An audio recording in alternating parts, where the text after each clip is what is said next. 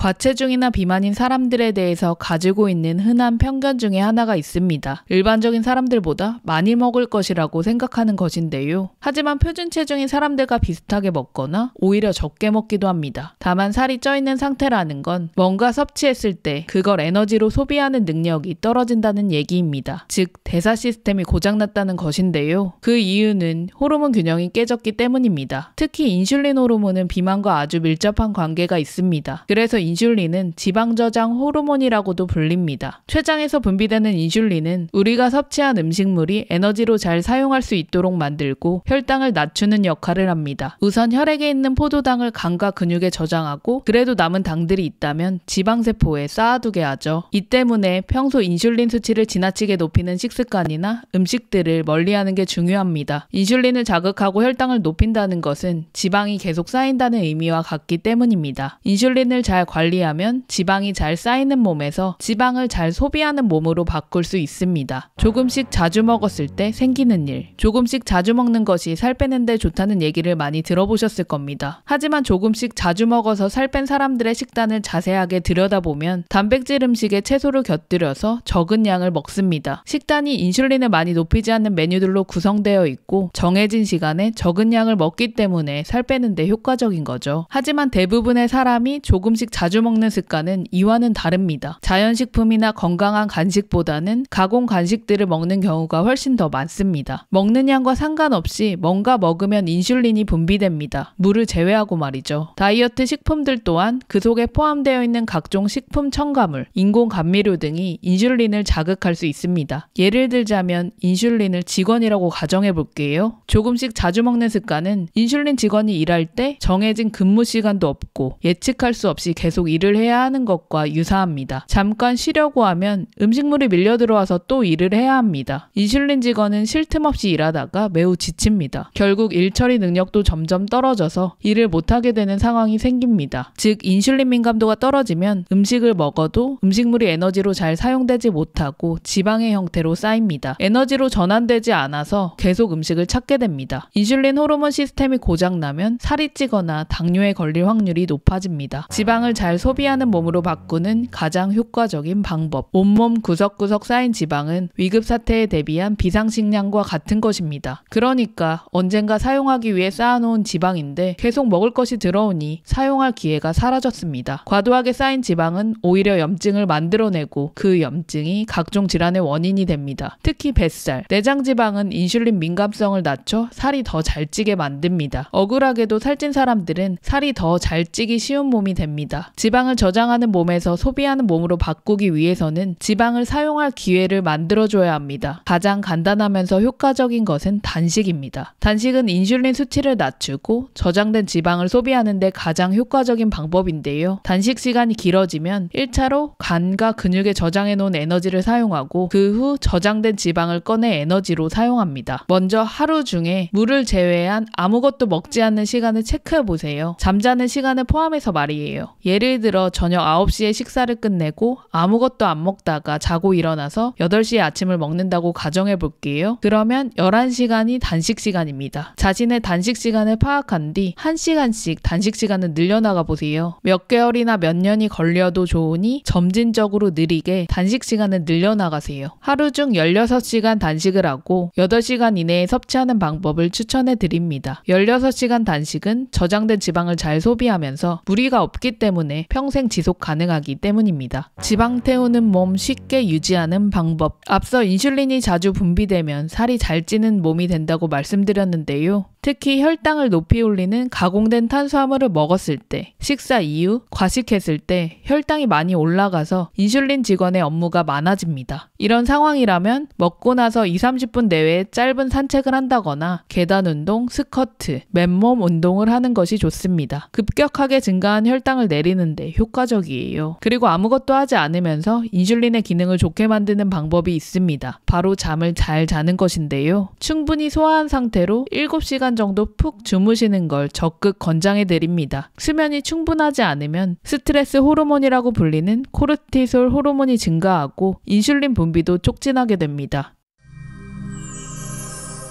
안타깝게도 한국인의 췌장은 서양인에 비해 크기는 작고 췌장 내 지방 함량은 높다고 합니다. 이런 이유로 인슐린 분비 기능이 떨어지고 비만이나 당뇨병 발병에 더 취약하다고 합니다. 하지만 앞서 설명드린 방법으로 인슐린을 잘 관리하면 건강도 지키고 지방을 잘 소비하는 몸으로 바꿀 수 있습니다. 다양한 의견이나 사례 그리고 안부는 댓글로 남겨주시고요. 다이어트 말고 리버트 하세요. 온 우주와 저는 무조건 언제나 당신 편이에요. 감사합니다. 사랑합니다. 우리 존재 화이팅!